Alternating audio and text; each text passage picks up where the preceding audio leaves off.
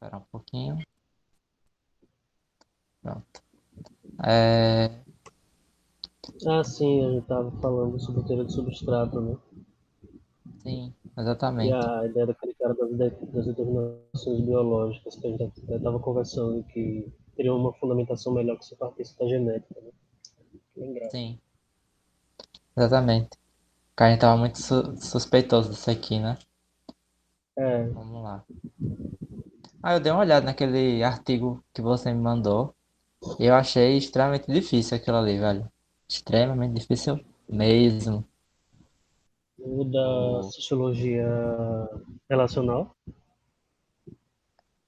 Acredito que sim. Que é daquele cara que você enviou o vídeo. Sim, sim. É, eu também achei difícil aquele. Eu E ele cheguei a faz. ler, eu fiz uma leitura corrida, só para me Sim. ambientar.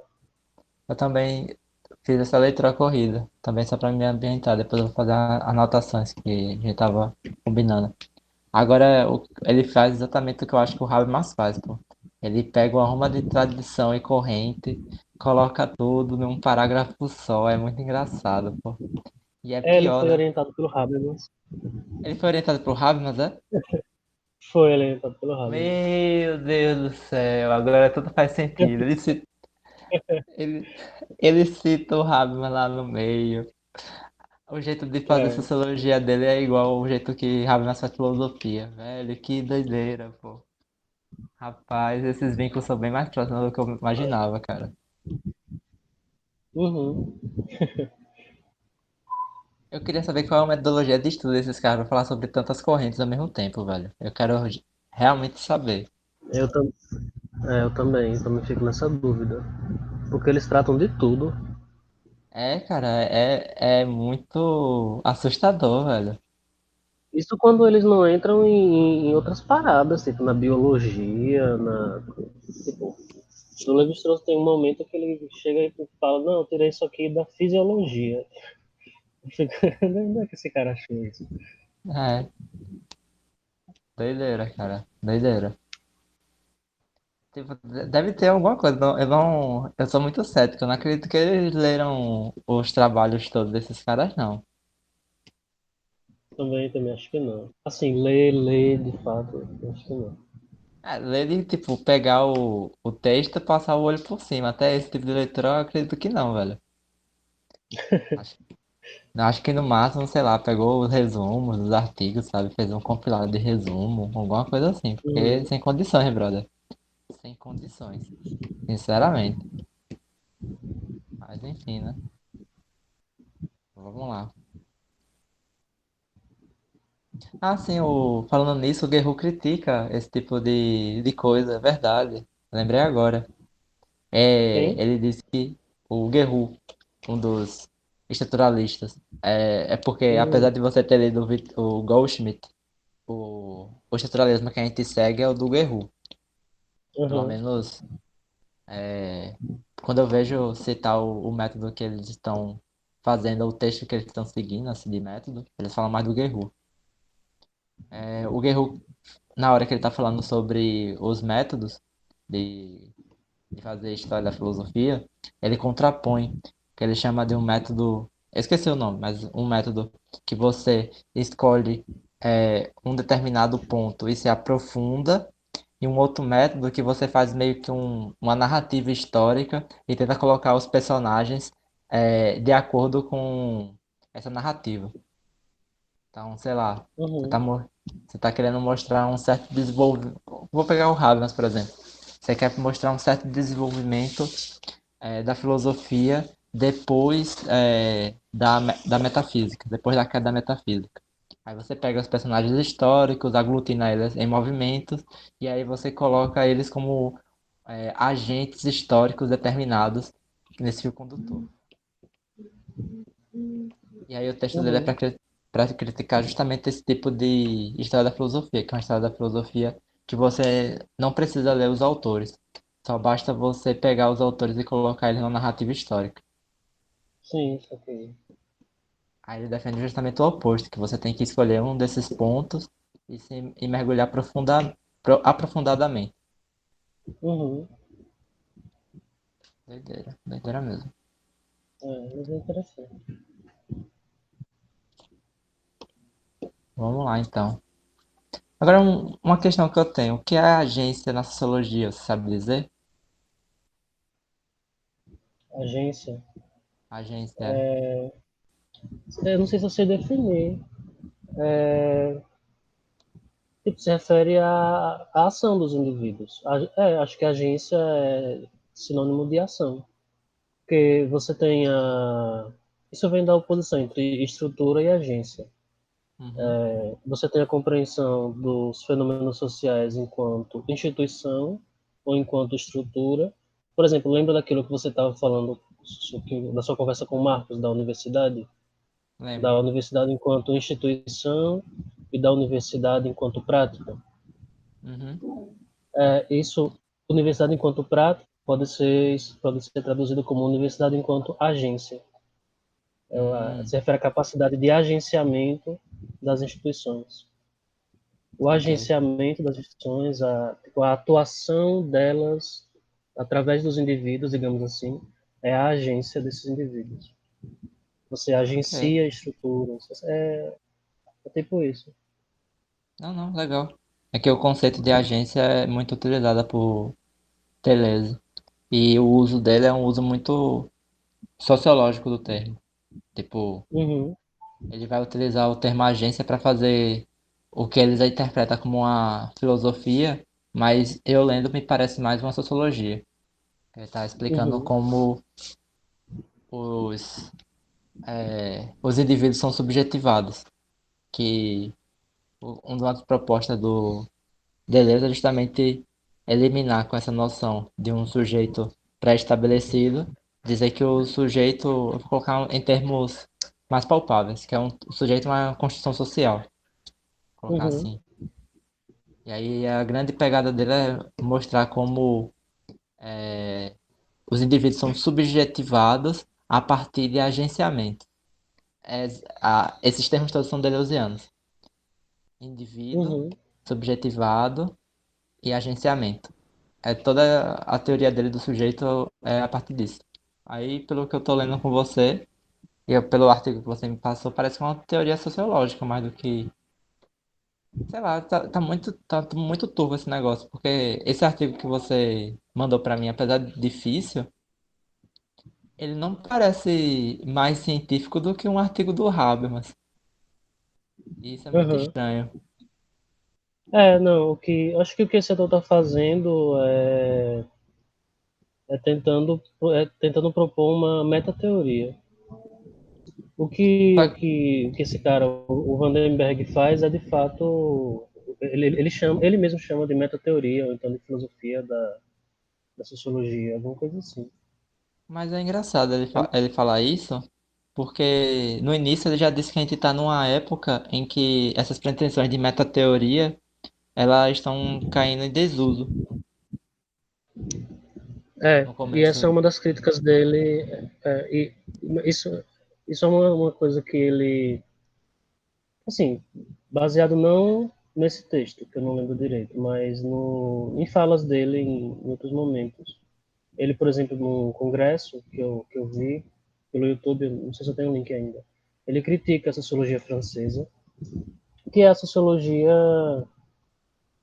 burguesiana, digamos assim, que é a dominante, digamos, hoje em dia, a tendência mais influente. Na França você não tem metateoria, você tem sociólogos que fazem pesquisa e você pode até falar de teoria sociológica, mas a partir de pesquisas empíricas, entende? E aí o Vandenberg, como ele não trabalha assim, ele trabalha estudando teorias e relacionando teorias, ele não, digamos, ele não gosta muito, ele se opõe a isso. Ele fala uhum. que aqui no Brasil você ainda tem isso, mas que na França, por exemplo, nos polos mais consagrados de sociologia, você não tem essa metateoria. Na verdade, quem faz isso, quem pesquisa como ele, como Habermas, muito dificilmente é considerado sociólogo, é visto como filósofo mesmo. Inclusive o Habermas, Não sei quantas pessoas de fato consideram Habermas sociólogo, consideram mais filósofo. Ah, tem gente que considera Habermas sociólogo? Eu acho que tem. Saquei, saquei. Tá bom.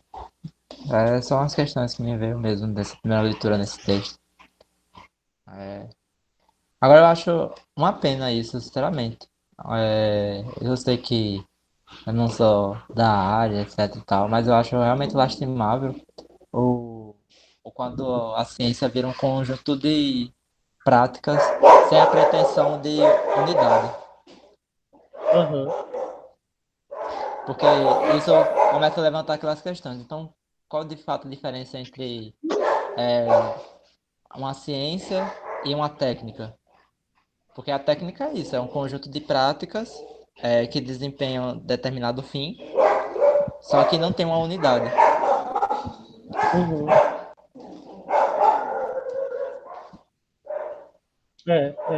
E nesse artigo ele propõe justamente isso, né? Ele reúne, a partir de alguns autores chaves da sociologia, acho que são 4 correntes, né? E propõe um problema de pesquisa mesmo a ser desenvolvido, que é de uma teoria social relacional. A gente poderia traduzir, eu penso, eu não tenho certeza, como traduzia uma teoria geral estruturalista.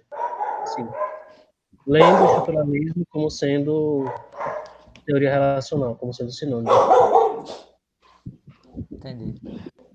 Foi o que eu peguei do texto. Não sei, posso estar super errado. Não, Mas foi o que eu tranquilo. peguei dele. Tá ajudando Eu bastante gosto mesmo. desse, eu gosto desse autor, do Vandenberg, porque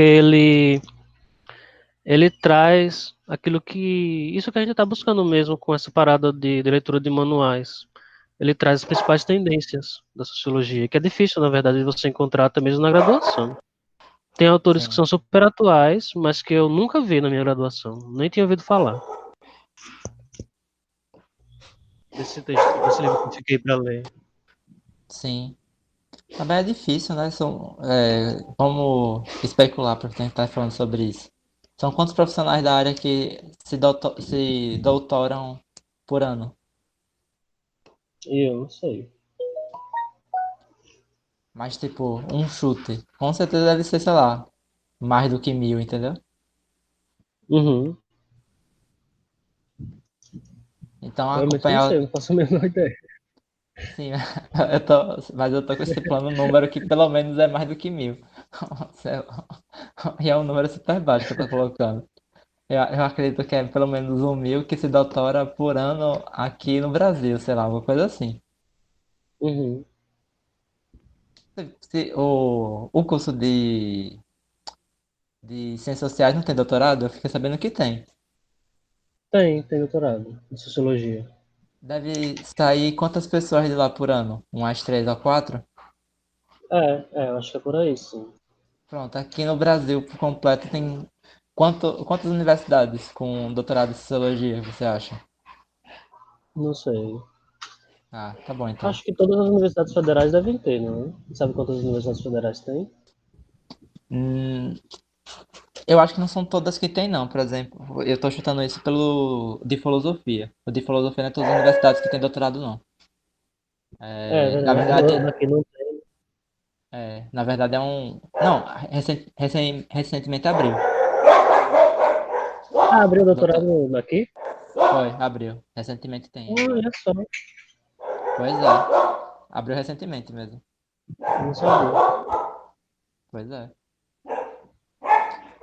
Sei lá, chutando baixo deve ter umas 10 programas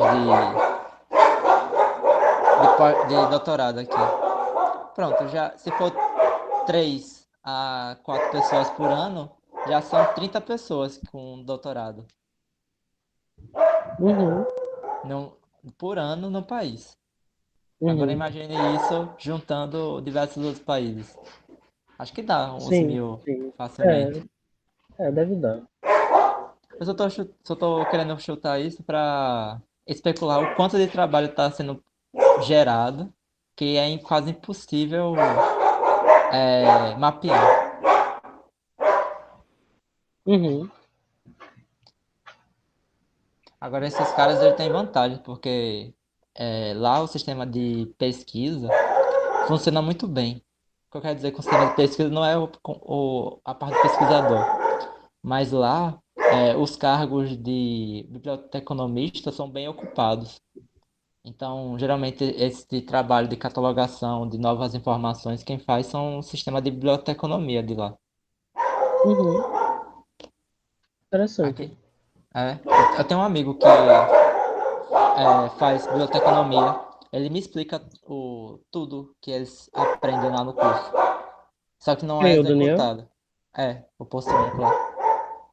Uhum. E aí, realmente, quando você conversa com ele, você percebe que a biblioteca realmente é uma outra instituição à parte. Existe a universidade, que é a que faz conhecimento, e existe a instituição biblioteca que armazena o conhecimento. É uma outra instituição mesmo. Da mesma forma que tem a Uhum. universidade que produz conhecimento, tem a biblioteca que armazena. E aí eles têm toda uma metodologia de armazenar informação e transformar ela em acessível para uma rede mundial de bibliotecas. É uma coisa bem massa. Só que a gente não tem Uhum. acesso. Aqui no Brasil a gente não tem isso, né? No Brasil, tipo, tem a formação, só que aqui acontece aquele famoso desvio de cargo, que eu quero dizer.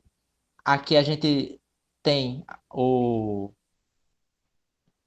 como pode dizer, as funções de engenheiro, só que o engenheiro no final das contas só serve para assinar papel, então só precisa de um engenheiro para a empresa por completo, e geralmente quem faz os projetos são pessoas de menor qualificação, porque sai mais Uhum. barato para a empresa. Só que. Aí, no final das contas, você tem um cara que trabalha ativamente como engenheiro, ganhando um salário à altura da sua formação, e o resto do sistema todo, que deveria ser ocupado por engenheiros, são ocupados por técnicos. Uhum. É igualzinho a biblioteca. Na biblioteca só tem um único bibliotecário, enquanto o resto é gente que passou em concurso que não tem formação bibliotecária. E ele serve para corrigir toda a papelada a respeito da biblioteca. Quando, segundo Daniel, deveria ter um bibliotecário para cada seção da biblioteca. Então, por exemplo, a seção matemática. Existe um cara que é formado em matemática com uma pós-graduação em biblioteconomia. E aí ele pode te ajudar a achar o livro que você quer. É Porra. até, é sério, Seria. Não, tá ligado, mas seria massa. é até assustador o jeito que ele fala que acontece. Tipo, geralmente a ideia do biblioteconomista é o seguinte: você quer pesquisar, sei lá, o conceito de sincronia aplicado a versos na poesia de Machado de Assis. Sei lá, uma Hum. coisa esdrúxula assim. Aí você chega com as palavras-chave numa cartilha e você dá para o sistema de bibliotecários. O bibliotecários faz um levantamento bibliográfico da biblioteca para você. É um trabalho do bibliotecário fazer esse levantamento bibliográfico. Uhum. É, imagina. Não, mas imagine que louco, a gente sempre absorveu como se esse tratamento de levantamento bibliográfico quem deveria fazer é a gente. Mas na É, o verdade, pesquisador, né?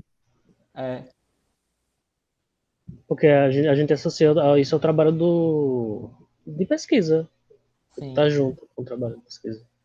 sim. Agora sim, o bibliotecário ele vai levantar a bibliografia. Quem vai ler é você, ele só vai Uhum. levantar.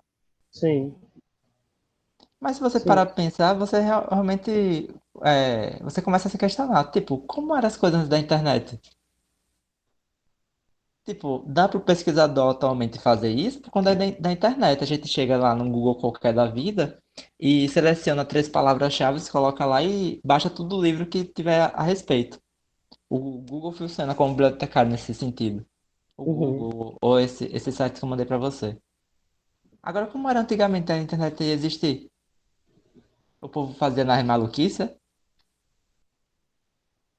Acho que você tem que conhecer os livros, né? Você conhecer os livros durante a sua formação e basicamente utilizava eles. Ia En- conversando, lendo e conversando com a rede de contatos que estava lendo também. E aí ia en- trocando ficha, né? Eu acho que é assim, basicamente. Certo, pode ser assim. Agora, o que eu descobri a partir de algumas leituras e conversando com Daniel, o que funcionava era assim, ó.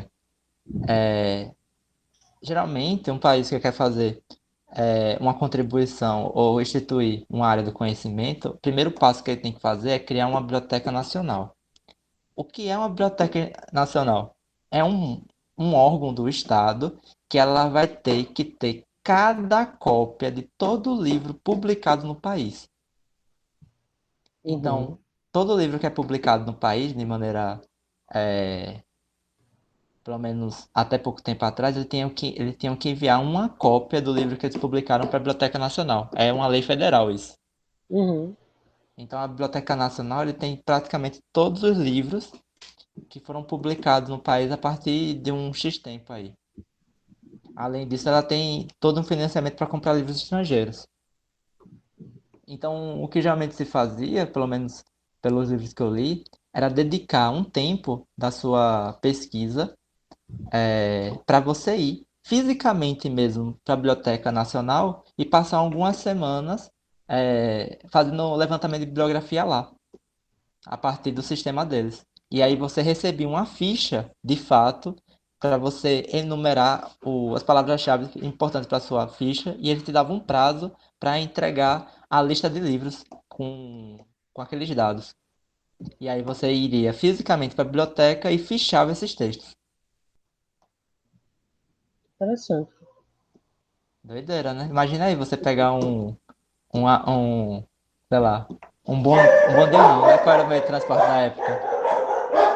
Sei lá, você viajar até o Rio de Janeiro pra você ir até a Biblioteca Nacional. Eu nem sei onde é que fica a Biblioteca Nacional, pra falar a verdade. É, você estava falando isso, eu estava me lembrando de alguns aspectos da biografia do Marx que eu li há muito tempo atrás.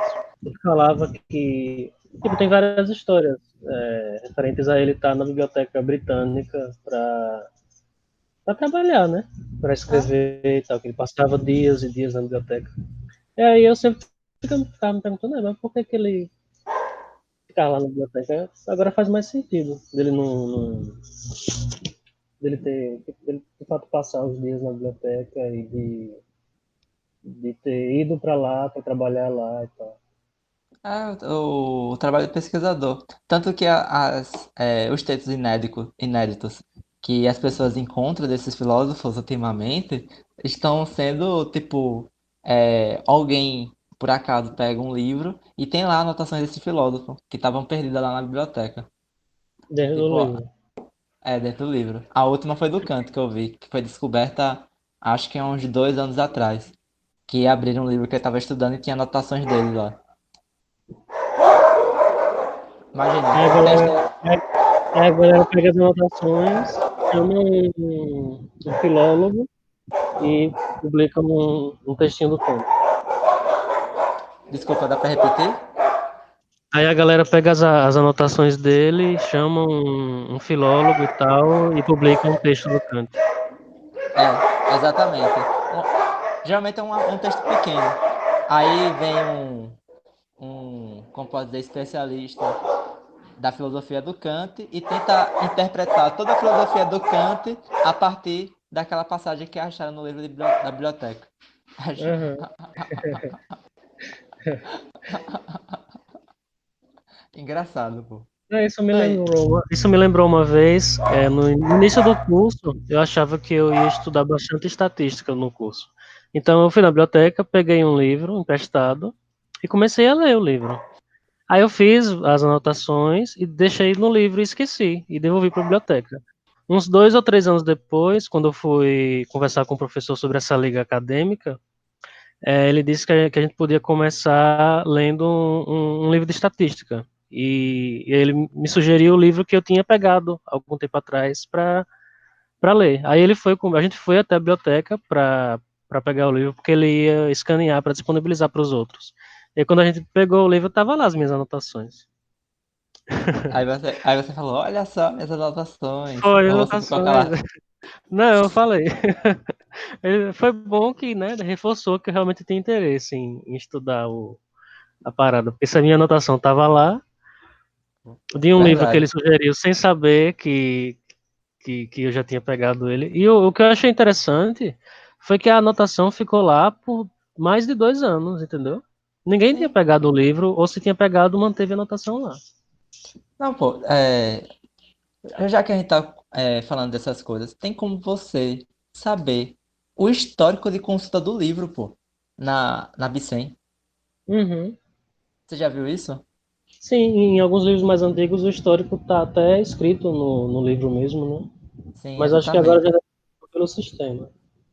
Então, dá para ver pelo sistema. Você pode ver a quantidade de vezes que o livro foi pesquisado, a quantidade de vezes que o livro foi emprestado e etc, etc, etc. Tem livro assim que eu consulto, que eu olho, que ele não foi pego, sei lá, faz 7 anos, coisas assim. Uhum. Existe uma expressão para isso, tipo, é claro que não é para isso, mas é para expressar esse tipo de coisa. Que livro é letra morta. O que isso quer dizer? É que não é porque que tá no livro que isso se transformou em conhecimento ativo dentro de uma comunidade. Então, a biblioteca, o que ela faz é armazenar essa letra morta. Quem é o agente de conhecimento mesmo, que vai pegar aquele conteúdo do livro e, e socializar, vou colocar assim, né? Criar um instrumento social, vai ser o pesquisador. É ele que vai para a biblioteca, pega aquele livro, abre o livro, lê o conteúdo e reflete, faz um conhecimento a partir daquilo. Uhum. Então, eu só falei isso por causa desse ponto mesmo. Existem livros que, de fato, apesar de estar lá na biblioteca, não são consultados por todos. Às vezes é só duas pessoas que consultou aquele livro em uma coisa de 30 anos. Mas o livro tá lá. Uhum. É só para imaginar, tipo, como é que uma Sim. pessoa não achou antes umas anotações que o Kant fez em um livro da universidade? Simples. Porque ninguém nunca mais, depois de Kant, leu um determinado autor do século XVIII que ele estava lendo naquele momento. É, é. Aí, sei lá, eu ainda esqueci a história de como achou essa passagem, mas vai que foi fazer um novo levantamento da biblioteca, abriu esse livro e viu lá as anotações. Aí Agora eu pegou o fico, histórico. fico imaginando quantos livros não deve ter na biblioteca, dessas bibliotecas mais antigas da Europa. Porque a daqui da Bicem acho que deve ser só uma seção do que deve ter lá, porque são séculos e séculos, né, de Pois trabalho. é, exatamente. A biblioteca da UFS é muito pequena, pô. Eu nunca fui para uma outra biblioteca, mas pelo que o Daniel tá falando, até mesmo Piauí, etc. Ah, sim, Piauí ele trabalhava assim quando ele trabalhava na Argentina. Ele trabalhava na biblioteca. Ele Uhum, ia, pegava a condução, descia, ia para a biblioteca e ficava trabalhando lá. uhum. Mas é isso mesmo, né? São construções enormes, enormes, enormes, enormes. É interessante. É.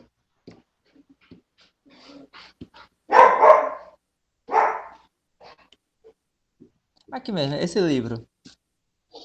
Eu tenho minhas dúvidas quantas pessoas estudam esses textos que esse cara está citando. Pô, eu acho que só quem for estudar a história da linguística, eu imagino. Então, a galera que deve estar no doutorado, num tema bastante específico, talvez. É, aí sim, aí sim. Mas geralmente esses livros, aí vem outra informação interessante. Esses livros de história que a gente está lendo, o próprio Neil, o próprio Malberg, eles são considerados como trabalhos de fôlego. São trabalhos realmente que não é todo mundo que faz, não.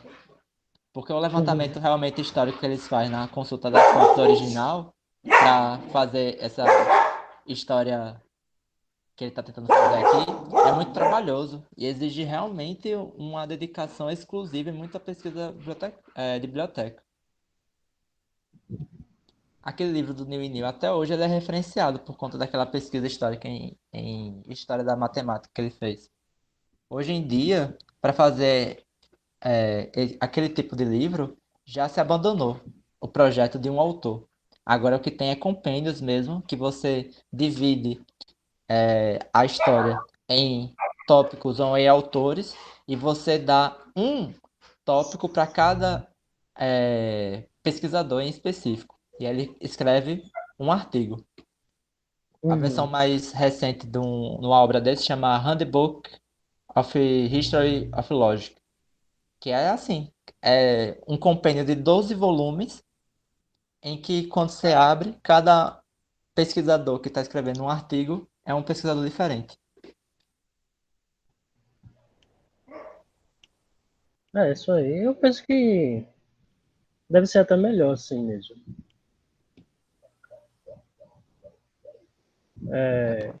Tanto para os autores que fazem, a não ser que você tenha muito interesse em fazer isso sozinho. Tanto em relação a cada um dos autores sendo um especialista naquele tema, deve sair alguma coisa, não sei, eu penso que deve ser melhor trabalhado, Sim. assim, em geral. O que me incomoda muito nessa alta especialização é que, para mim, mata a conversa. Sim, Tipo, tem isso também. quando você estuda uma coisa extremamente específica, que só poucos caras estudam com você, você restringe muito o eixo de diálogo. Aí Uhum, tem aquele porém, né? E uhum, outra, além de você restringir o eixo de diálogo, você restringe também os próprios leitores, que acaba lendo o seu artigo, o cara que está pesquisando algo extremamente específico a você. Por exemplo, eu citei esse Handbook of History of Logic. Esse livro aí é impossível alguém tenha como projeto, a não ser, então eu sei que tem gente que tem como projeto isso, mas eu tô falando de maneira é, retórica. Que tenha como projeto ler os 12 volumes daquele livro. Cada volume é 800 páginas, pô. No máximo, pega três artigos de autores que ele está interessado em se aprofundar e pronto. Nunca mais vê uhum. esse manual. É por isso que eu fico muito dividido acerca dessas coisas. Ele não me decidi, não. Tipo, se você parar pra pensar que você se dedicou a uma área do conhecimento durante, sei lá, 30 anos, vou colocar 30 anos, e ainda você ir para um congresso da sua área e você não conseguir entender o que o seu coleguinha tá falando, é foda, pô. É foda. É, realmente. Velho, não é um cara de um ano que tá lendo as coisas, não tá entendendo. É um cara que tá pesquisando naquela área há 30 anos e ainda ir para um congresso e não conseguir entender o coleguinha é foda, pô. Rapaz, realmente eu fico pensando muito acerca sobre isso. Principalmente quando você conhece as histórias de filósofos e pensadores há 40 anos não, vou colocar mais. Há 50 anos atrás.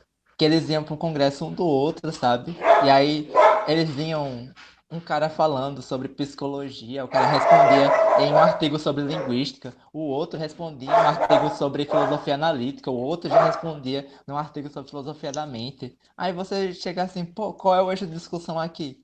Começou aqui com Heidegger falando que o o Nada Nadifica, partiu para o Carnap, aqui nesse artigo sobre a superação da metafísica, sobre a análise lógica da linguagem, chegou ao Chomsky, aqui na investigação acerca da linguagem das crianças, foi aqui pro Skinner, sobre o behaviorismo, aí você fica, velho, como assim, cara?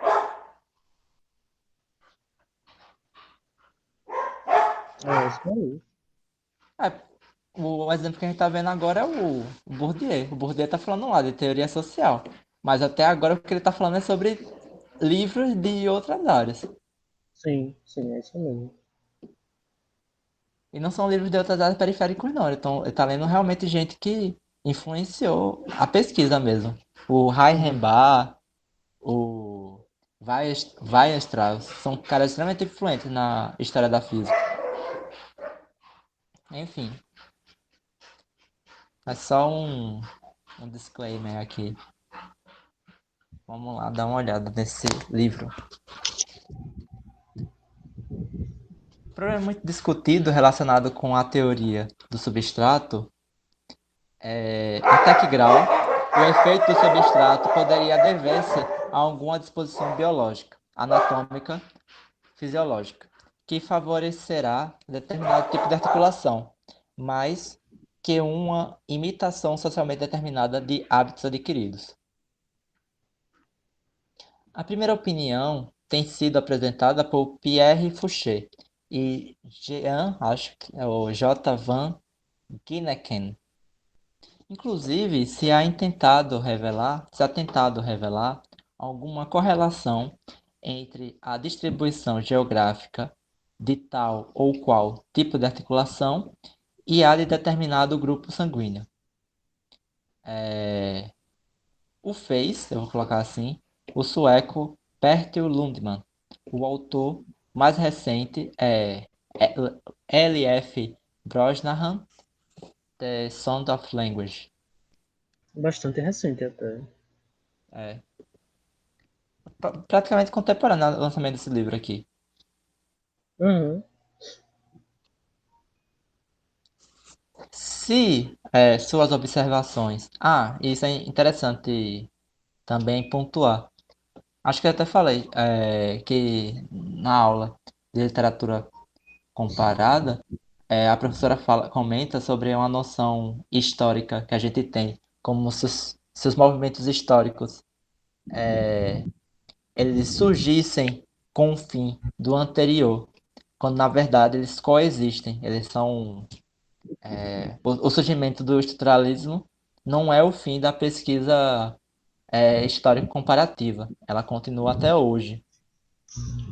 Uhum. Essa é uma dificuldade também de organizar essas nossas leituras um pouco, dos dois grupos de hoje e de amanhã. Porque, por É, exemplo, a gente pega o texto do Bourdieu de amanhã, ele é de 60 e pouco. E aí a gente pega alguns textos do Levi-Strauss, que são considerados bases do estruturalismo dele, digamos assim, e são do mesmo período, praticamente, alguns até posteriores. engraçado, né? O Levi-Strauss viveu, acho que 3 ou 4 anos a mais que o Bourdieu até. Não, e engraçado é quando você para pra pensar que tem autores que a gente tá preocupado que eles ainda estão vivos, que é o caso de Chomsky, né? Chomsky ainda tá vivo. Aham. Sim, o Chamus está vivo. Agora o que É me assusta loucura. muito é que esses caras são muito longevos, pô. É, É realmente. assustador isso. Eles vivem muito. Agora é interessante pensar sobre isso, porque apesar de eles terem vivido muito, a gente praticamente estuda as obras dele, vamos dizer, de início de carreira, vou colocar entre aspas. Só quem se aprofunda mesmo no pensamento deles que estuda toda a obra deles. Mas, por exemplo, se for pegar a obra que todo mundo indica do Levi-Strauss, não é um livro de atual, é um livro de início de carreira. Não sei, Uhum. eu tô usando o termo início de carreira, mas entendo início de carreira como depois do doutorado, entendeu?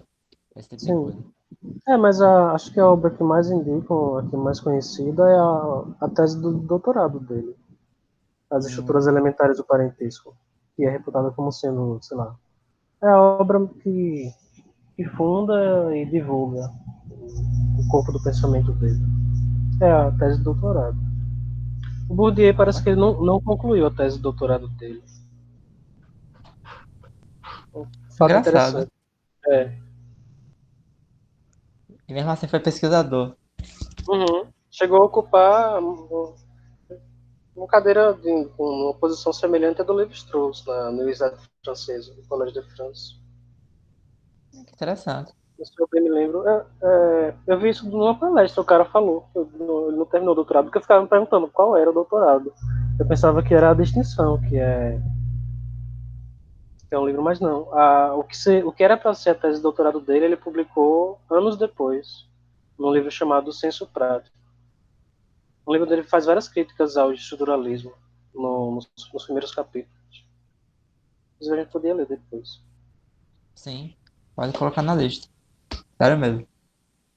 Caramba, É, massa. parece que ele não concluiu o doutorado porque ele foi fazer a pesquisa dele na Argélia, durante a Guerra da Argélia, na, na França, na Guerra de Libertação, parece. E aí ele foi pelo lado do exército francês, mas ficou do lado dos argelinos. Ele acabou se metendo com um monte de movimento lá, em prol da libertação argelina, e era uma espécie de agente duplo, alguma coisa assim. E aí a coisa começou a dar ruim, parece que ele estava correndo risco de vida, e ao mesmo tempo que estava nessa estava atuando como soldado do exército francês e como agente duplo do lado dos argelinos, ele estava trabalhando numa tese sobre fenomenologia de filosofia e estava trabalhando na tese de doutorado dele, de antropologia. Aí a coisa começou a dar ruim, ele começou a correr risco de vida e ele voltou para a França. Aí, alguns anos depois, ele publicou A Distinção, que é a obra dele, antes dos 30 anos, ou com 30 e poucos anos. Ele publicou A Distinção, e alguns anos depois ele publicou o que era para ser a tese de doutorado. Velho. É, eu sei que a gente tá conversando muito, mas eu acho esses papos interessantes. É, é interessante esses fatos pessoais desses filósofos nessas épocas, porque a vida desses caras realmente era muito turbulada, muito turbulenta, melhor dizendo. E eles ainda faziam essas pesquisas apesar dessa vida turbulenta. Uhum. É, por exemplo, Introdução à Filosofia do Russell foi feito enquanto ele estava preso. Porque ele foi preso porque ele tinha ofendido as autoridades inglesas da época. E aí ele sofreu um processo para ser preso por conta da ofensa. É, e aí é engraçado. Esse não é nem um fato mais interessante. É engraçado que durante a prisão, ele escrevendo Introdução à Filosofia da Matemática, ele no último capítulo, ele comenta acerca de novos avanços que o seu discípulo e amigo estava fazendo, que é o Wittgenstein. Ele comenta, até hoje eu não sei se ele está vivo ou está morto. O Russell que Por você quê? falou, o Bertrand Russell, né? É, por quê? Porque o Wittgenstein ele foi para a Primeira Guerra Mundial, pô. Ele participou da Primeira Uhum. Guerra Mundial. E foi lá na Primeira Guerra Mundial que ele escreveu o Tratados Filosóficos Lógicos. Oh, porra. Foi na Primeira Guerra que ele escreveu. E aí ele enviou. Ou seja, eu tenho um texto do Russell na prisão Na prisão, falando falando sobre o Wittgenstein na guerra. exato. E na guerra, Wittgenstein escreveu Tratados, que era a obra que o Russell estava dizendo que estava esperando resolver um problema, que é o problema das tautologias, da constante lógica. Ele O falou que quem problema do, estava problema é do um quê? das constantes lógicas e das tautologias. Era um problema que ele estava estudando junto com o Wittgenstein, e o Wittgenstein aparentemente tem uma solução. Aí eu estava esperando essa solução do Wittgenstein. Aí ele fala, mas infelizmente eu nem sei mais se ele está vivo ou se ele está morto. Ele ficou para nós com essa pendência. E aí ele publica o Tractatus depois. 2 anos depois, se não me engano. Dessa. Com o Russell na prisão, ou estava solto, será? Oi? Quando ele publica o Tratados, o Russell ainda estava na prisão? Não, foi solto. Foi solto, sim. Foi solto, aí escreveu uma introdução ao Tractatus para publicar como tese de doutorado, que primeiro ele saiu como artigo. Aí ele escreveu uma introdução, e aí depois o Wittgenstein escreveu uma carta dizendo que o Russell não tinha entendido uma linha do Tractatus. Ou também E, da forma como ele escreve. e ele. Não, mas eu acho que é. Enfim, Ah, eu vou deixar para comentar isso quando a gente falar em Wittgenstein. É, engraçado que ele falava o seguinte, olha.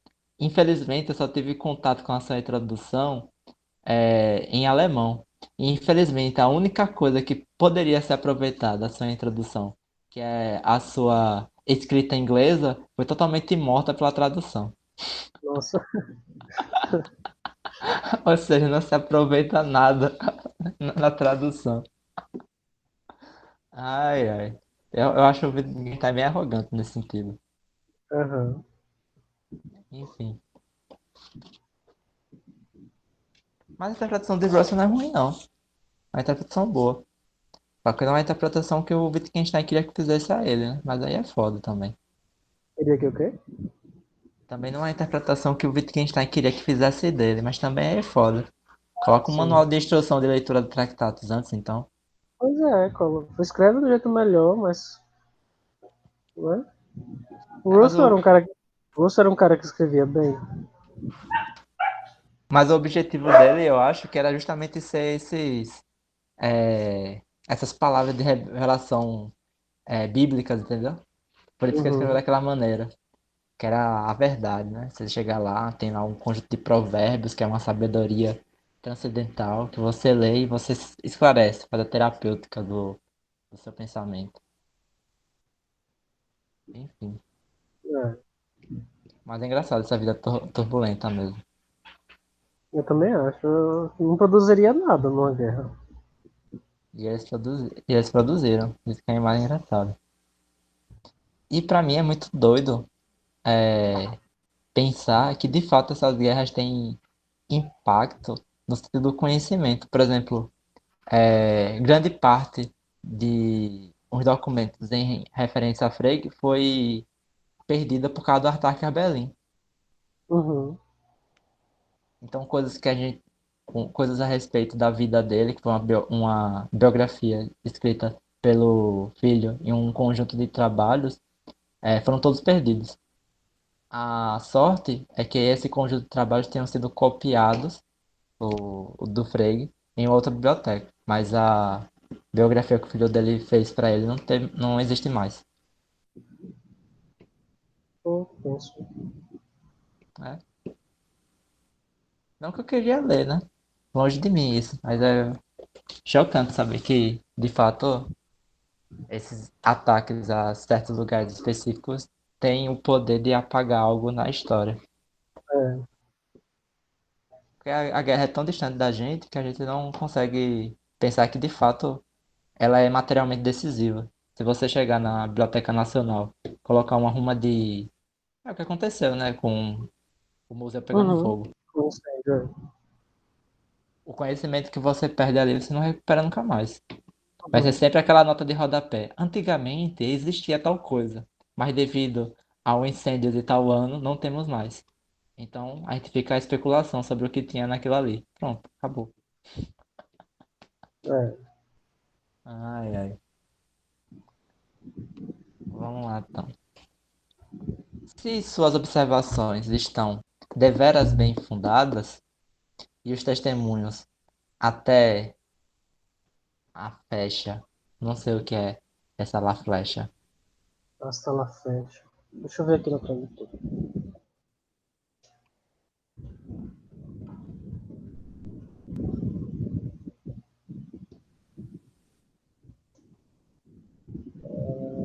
até a data, é até a presente data, eu acho que quer dizer. Frente. Aqui apareceu data. É, Ah, mas tem um hasta antes, né? é até a data. É Ou até seja, até agora. É isso E mesmo. os. Pode dizer.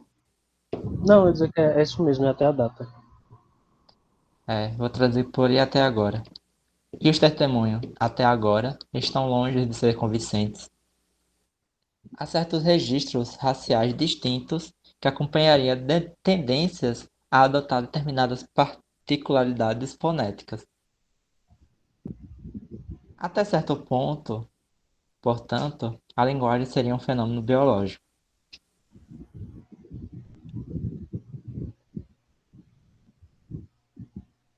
Há, contudo, muitas razões para rechaçar semelhante teoria. Uma linguagem. O que foi mais essa? Nada a ver. Uma linguagem, especialmente as linguagens da Europa, podem ser falados por uma população é, somamente heterogênea do ponto de vista racial. Grupos de população.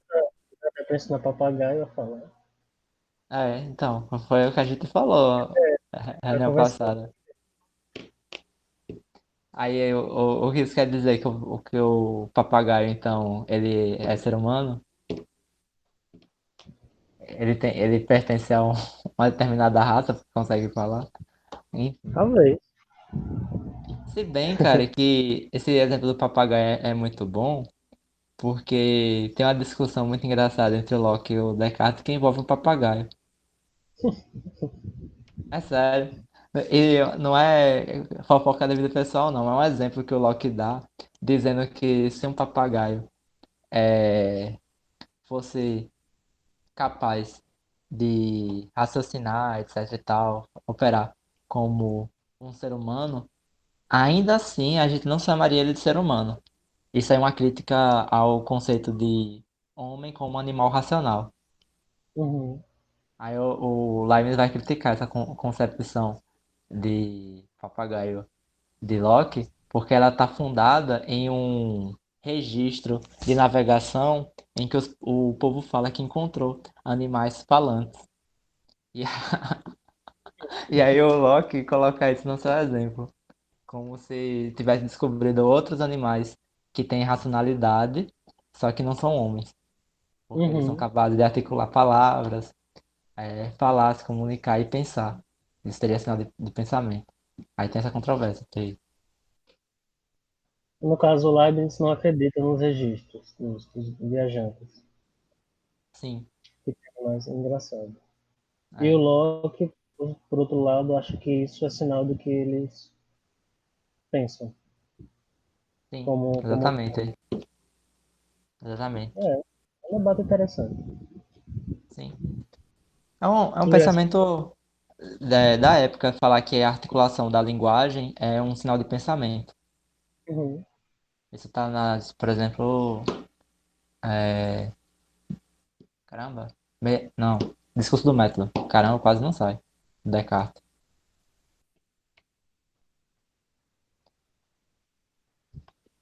Vamos lá então. Ocorre, não, eu pulei, né? Grupos de populações, como os franceses, os alemães, não são uniformes de nenhuma maneira no que concerne à raça. E, apesar disso, sua linguagem exibe um desenvolvimento fonético uniforme.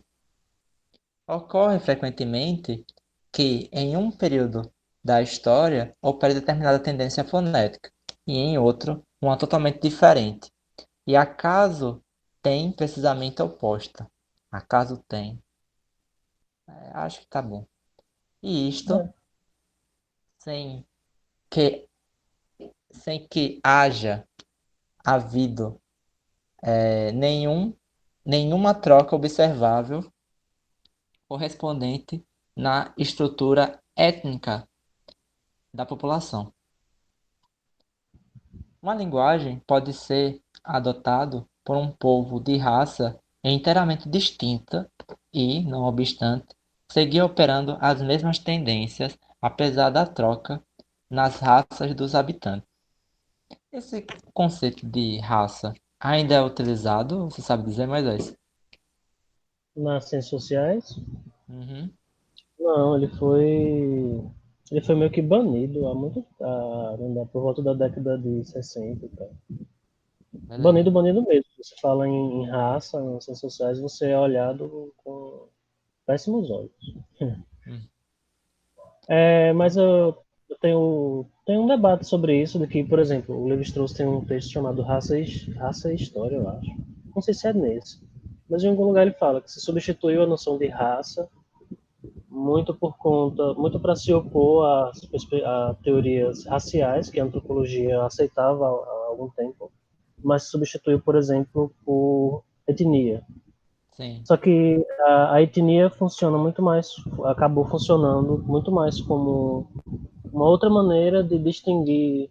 grupos humanos por características que ainda são consideradas específicas daquele grupo. Você fala em uma etnia, mas você não tem de fato nenhuma diferença de concepção do que é uma etnia da concepção que se tem de raça, por exemplo. Muda a palavra, mas o racismo continua presente na noção de etnia. Então Uhum. ainda tem esse debate.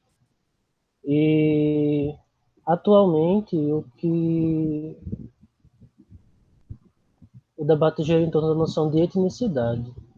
Quer dizer, passou de raça para etnia e atualmente o que se fala é de etnia. Só que de etnia enquanto identidade, não enquanto aspecto biológico. As pesquisas que envolvem, até mesmo no Brasil, como a antropologia do Brasil e as ciências sociais em geral se constituíram muito a partir da linha francesa e inglesa também, a antropologia biológica, acho que ela praticamente inexiste no Brasil. A gente estuda antropologia social, ou então antropologia cultural. Por Saquei. exemplo, no meu curso não tem um tratamento por exemplo, que fale sobre o Homo sapiens enquanto espécie e que trabalha com Darwin e tal. Mas se você pega uma introdução à antropologia, uma boa introdução à antropologia, você tem trabalho sobre isso, porque de fato é relevante, principalmente para a antropologia, que dialoga muito com a biologia. Saquei. Então, caucasiano seria uma classificação de quê, praticamente? Não sei. Tá bom. Caucasiano é o quê? Geralmente, para classificar pessoas, geralmente Pessoas fala brancas. homem caucasiano, aí geralmente é para dizer que é homem branco. É uma sobrevivência. Eu não sei, eu penso que é como é que eu posso dizer? Uma sobrevivência de tratamentos anteriores da antropologia que permaneceram, Ok. denominações que permaneceram para distinguir. Mas, assim, falando em termos dos trabalhos que são publicados, são feitos hoje no debate na academia, a noção de raça, ela não existe mais, não. Ela, de fato, foi banida. E banida não é um termo fraco, não, para usar. Não, sim, eu sei. Tô perguntando também por conta disso. Mas, assim, a origem do termo caucasiano, eu não sei se ela tem origem nas ciências sociais ou se ela tem origem no auto-reconhecimento desses grupos como sendo caucasiano. Porque eu sei que a antropologia, principalmente a antropologia que antes trabalhava com a noção de raça, contribuiu muito para se pensar o racismo mesmo. Tipo, contribuiu para difundir a ideia das raças.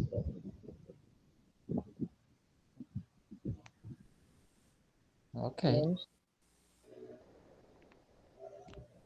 Tranquilo, obrigado pelo até, esclarecimento. até porque a antropologia, os antropólogos, eles chegavam a trabalhar com os governos, por exemplo, o governo da Inglaterra na África, ou então acho que é Hong Kong, né? Tem vários trabalhos muito bons que foram contratados por esses governos para conhecer melhor aquelas culturas e, de fato, ajudar na colonização. Tem um trabalho sobre o Japão, que foi encomendado pelo governo dos Estados Unidos durante a Segunda Guerra Mundial, que se chamou Crisântemo e a Espada. Foi feito com base nas cartas que, que os japoneses enviavam para os parentes dos Estados Unidos. E a partir dela, a Benedict Hutt, acho que é esse o nome dela, produziu esse estudo. E foi um estudo encomendado, até onde eu me lembro, pelo governo dos Estados Unidos. Essa associação dos antropólogos com guerras e com colonização, então, é uma outra razão também para a antropologia se distanciar da noção de raça. E também é uma das outras razões pelas quais os antropólogos hoje em dia estão muito ligados a demarcação de terras indígenas e quilombolas, essas outras coisas. Assim, Saquei. Saquei mesmo. Valeu. esse lado da história da antropologia é bem interessante. Ajuda muito a entender a antropologia hoje. Sim. Principalmente Inclusive, como. ajuda Pode- inclusive a entender a recusa de uma boa parte da antropologia à perspectiva estruturalista, por exemplo, enquanto se pretende uma teoria científica. Porque essa pretensão à cientificidade sempre andou junto com a antropologia que, digamos, apoiou a perspectiva racial e tudo mais, e sempre andou junto também com os antropólogos e a colonização, enfim. Eu não conheço a fundo a história, Uhum. mas é bem por aí. Saquei. Saquei mesmo.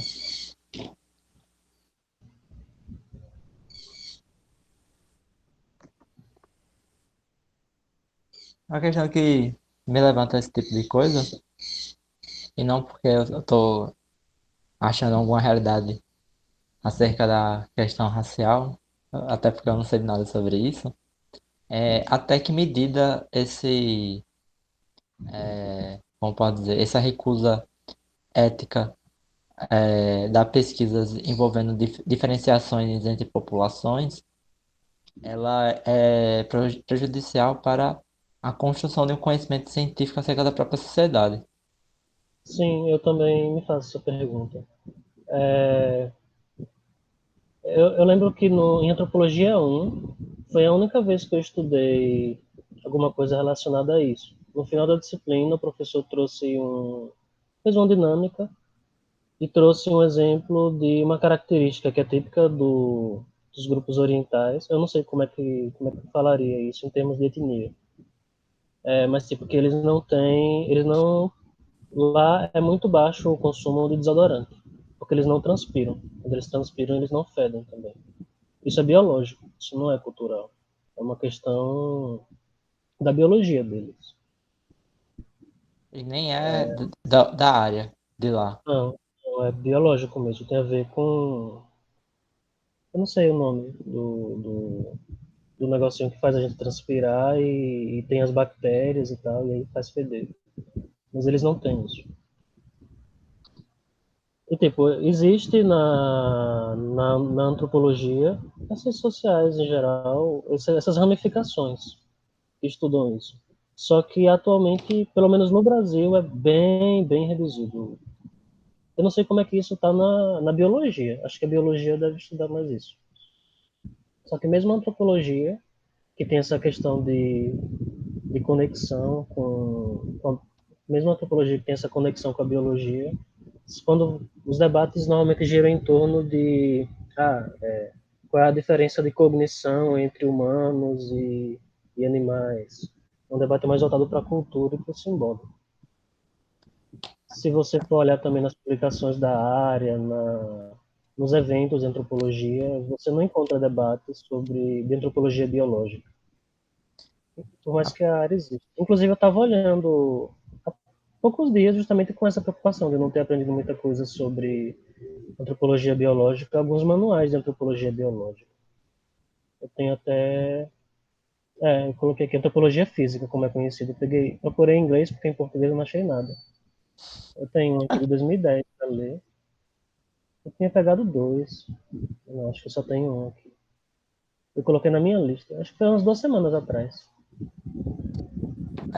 Mais duas perguntas. Você já ouviu falar de alguma obra do Kant sobre antropologia, que é a chamada antropologia de um ponto de vista pragmatista? Eu já ouvi falar da antropologia kantiana, Hum, mas não estudei isso direito não, no curso. então Só saquei. ouvi falar mesmo em algum lugar. Não sei o que é direito. Sim, tranquilo.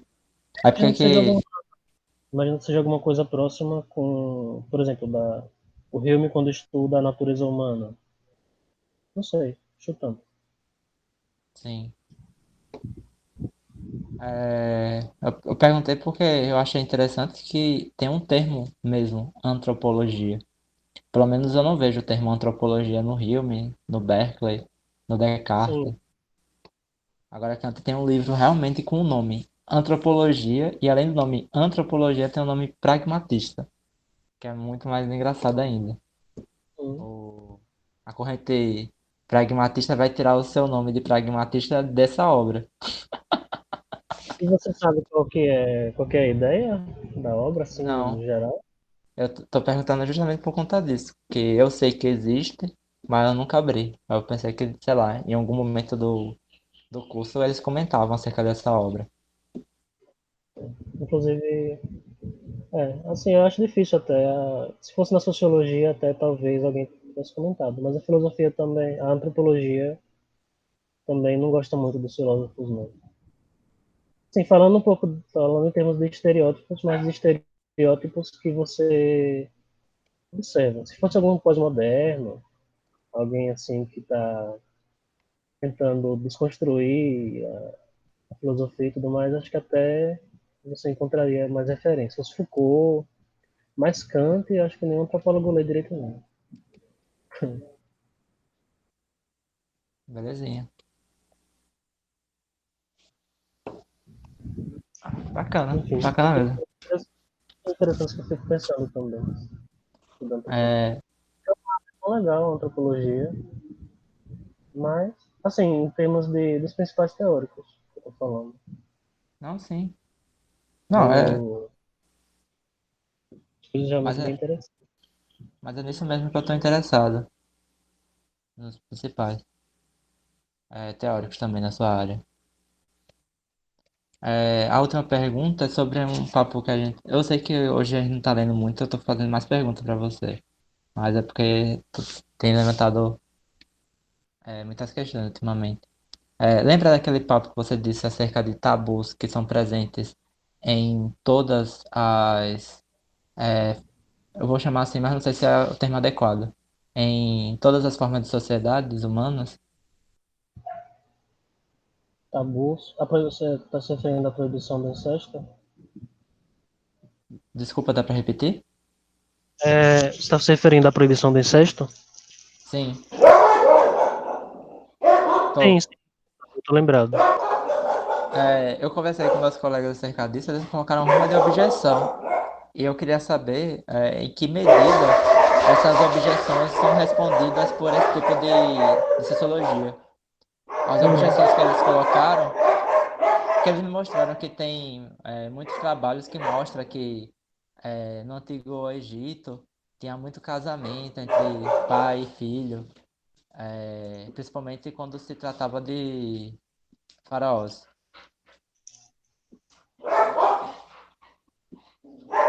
Tá. É, eu acho que dá para responder essa objeção no sentido de que ela se refere a uma instituição social. Não necessariamente você vai encontrar em todos os casos particulares ou em todos os agenciamentos, vou colocar assim, a atualização dessa proibição do incesto, por exemplo. Mas, A proibição do incesto pode acontecer, por exemplo, em alguma sociedade pode ser permitida em algumas circunstâncias e não em outras. Em situações excepcionais, em rituais, isso acontece bastante, o incesto acontece frequentemente, mas a norma de proibição do incesto, ela está sempre presente em toda e hum, qualquer sociedade. É uma norma que nunca está ausente. Assim, ela nunca está ausente, muito embora sempre esteja presente de diferentes maneiras, mas ela sempre está presente. beleza. Tá, desculpa se estou fazendo Mas muita pergunta hoje, então. é legal, até para eu revisitar essas coisas, porque eu estudei isso em antropologia 2, eu acho, e nunca mais retomei. Mas eu penso que se responde sim. Por exemplo, o princípio da reciprocidade também é outra característica sempre presente. A ideia é de que em toda sociedade existe em todo grupo humano existe uma espécie de obrigação de retribuir. Você pode resumir na fórmula: algo dado é algo recebido. É claro que vão ter indivíduos que que vão receber uma coisa e não vão ter interesse em retribuir. Isso também não significa, por exemplo, que todo mundo é extremamente altruísta. Pode ser, esse princípio pode, digamos, se agenciar através de interesses egoístas, mas a existência de uma espécie de instituição que dita uma necessidade de retribuição é algo que está presente em toda a sociedade humana. Ah, É outra legal. coisa interessante, é conhecido como o princípio da reciprocidade. Legal mesmo. É tipo, eu acho que dá para responder assim. Em cada cultura, você vai ter variações, né, dessas normas, da proibição do incesto, por exemplo.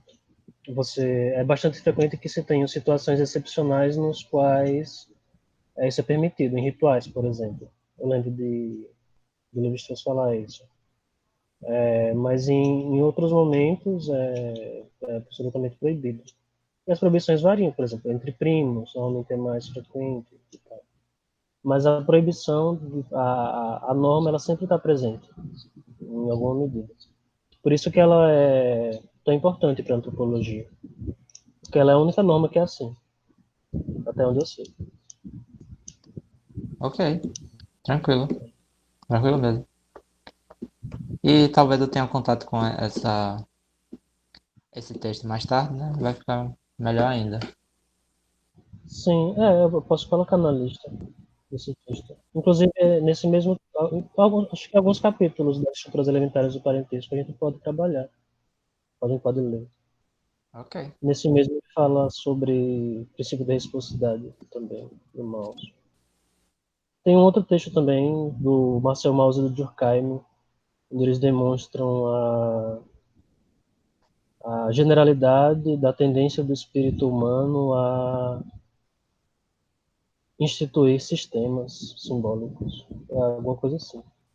Está na base de toda a antropologia simbólica, é outra coisa que a gente poderia trabalhar. Eu gosto da antropologia porque ela traz isso de coisas que são presentes em todo o grupo humano. Ok. Ok mesmo. Mas é isso, uma coisa para sempre ter em mente é essa parada. Ele não pode pretender encontrar, vou colocar assim, os fatos sociais em todo e qualquer caso particular. Porque você tem, inclusive, até porque você tem outras coisas determinando aquilo. Você tem questões da biologia, por exemplo, de um indivíduo particular. É aquela parada que a gente estava lendo no Bourdieu, que os fenômenos sociais são mais reais que as instituições, né, que ele fala. São mais reais que os indivíduos particulares, que os atualizam ou não. Até porque sobrevivem a eles e tal. Eu acho que é bem por aí. Saquei. Isso, eu sei que é um link meio estranho, mas isso lembra em muitas medidas Aristóteles quando está falando sobre substância universal e substância particular. Só que. Não, não é só que não. Ele fala mais ou menos isso, que todos os acidentes que acontecem no indivíduo, em ato no indivíduo, tem que acontecer, ou tem que ser assim. Eu sei que o que eu vou falar não vai fazer muito sentido, mas é o que eu achei interessante essa relação entre instituição real e indivíduo empírico. O jeito que Aristóteles resolve com isso é o seguinte: todos os acidentes que o indivíduo empírico tem atualmente, eles têm que estar em potência na, na espécie. Ou seja, você não pode ter um indivíduo que possa ter um acidente que não seja possível na espécie. Por quê? O indivíduo ele vai sempre estar subordinado à sua espécie, porque a espécie é mais real do que o indivíduo, apesar de a espécie só existir enquanto existem indivíduos. É só essa parte que lembra a ciências sociais, a relação que ele descreve é diferente. Uhum. Legal, legal mesmo. É,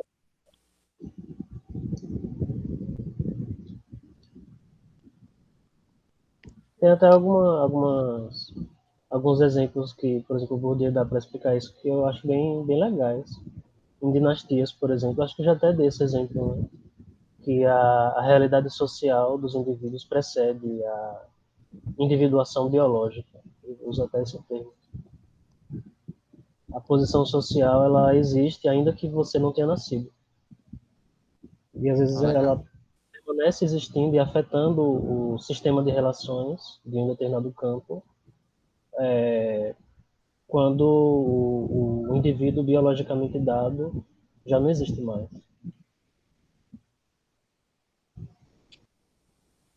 Esse tipo de formulação é típico dessa tradição francesa, que vai do Durkheim até Lévi-Strauss e Bourdieu.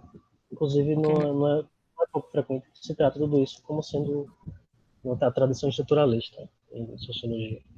agora pelo nome não me parece que o Durkheim é francês, pelo nome. Parece que ele é alemão, né? Pelo nome é. Inclusive, eu tenho acho que uns dois ou três professores que não falam Durkheim, falam Durkheim. Eu sempre achei Durkheim. engraçado.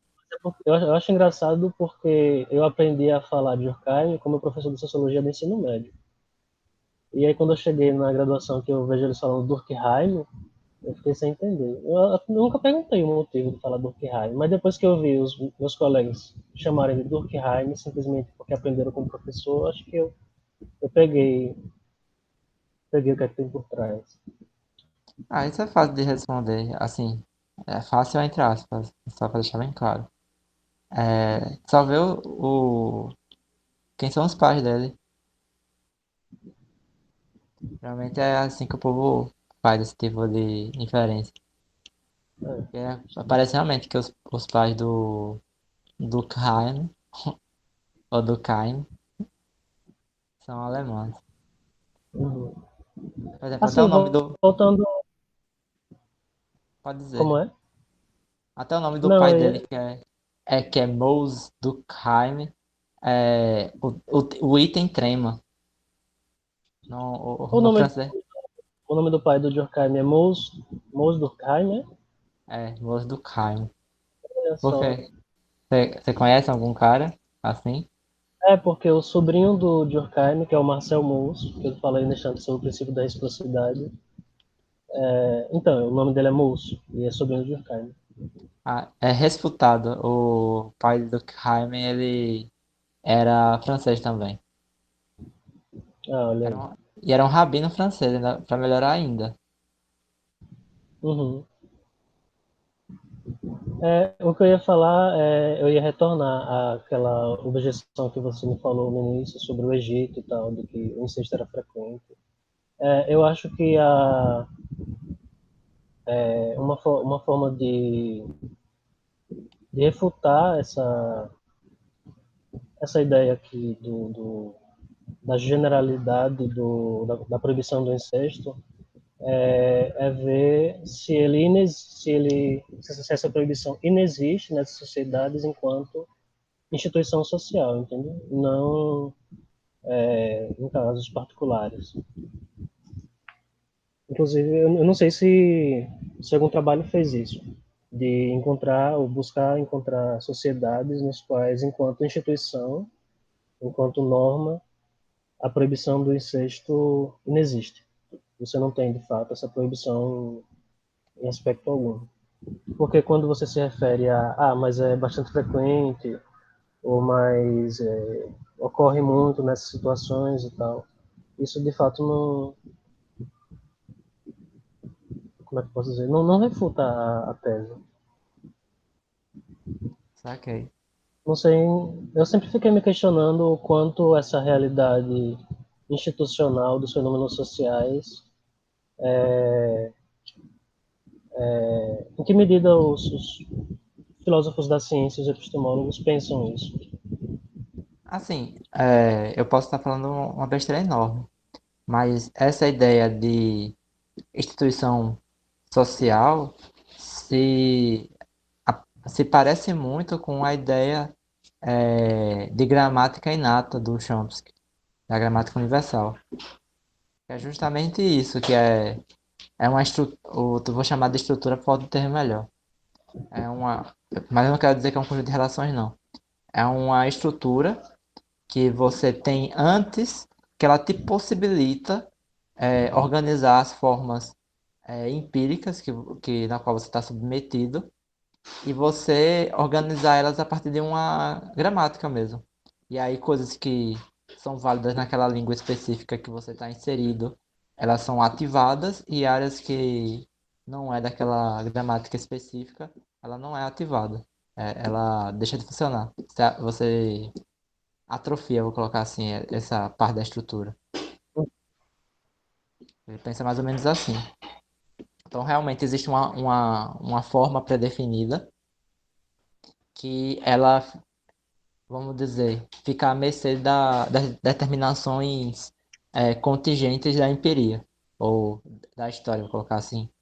Que é o seguinte, você pega um indivíduo, coloca ele na China, por exemplo. Na China se fala chinês. Então, esse maquinário todo que o indivíduo tem antes de nascer, quando nasce, ele vai sempre receber como inputs é, a estrutura do chinês vigente. E como ele já tem a estrutura internalizada, ele só vai alocar os termos em seus devidos lugares. E aí as partes estruturais dessa gramática universal que não são sendo utilizadas vão se perdendo conforme o tempo. E aí é assim que o Champs tenta explicar uma gramática universal. Uhum. Eu acho que tem a ver. É claro que quando eu falo de instituição e de relação entre estrutura e agência, que é basicamente isso que a gente está falando, eu tomo partido de algumas tendências que tratam disso, mas tem Uhum. várias, várias, várias maneiras de entender essa relação. A gente vai, De a gente fato, vai vendo a respeito. é, eu ficava me perguntando em relação à filosofia da ciência, porque, por exemplo, quando eu lembro do Popper, não sei em que medida, por exemplo, essa ideia de que você não refuta observando cada um dos casos particulares, mas você refuta se você encontrar uma sociedade em que isso não exista como norma, em que medida, por exemplo, ele aceitaria isso ou não, ou como ele pensaria isso. Eu sei que ele tem um texto sobre isso, sociologia, né? Não cheguei a ler também. Mas pelo que eu fiquei sabendo, ele estava. Novamente, eu vou invocar aquela distinção que eu faço geralmente entre leitor e autor. Esses textos do que eu. Pelo que eu li, né? Que o Popper é, faz é mais direcionado para os leitores do que propriamente para o autor.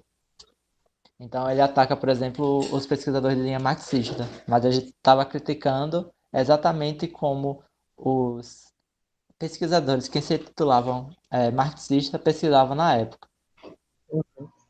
Então ele não pega realmente o texto do Marx e tenta refutar o texto do Marx na fonte. Ele Uhum, refuta, sei lá, uma prática de pesquisa que ele vê no seu cotidiano na universidade. Vou colocar assim.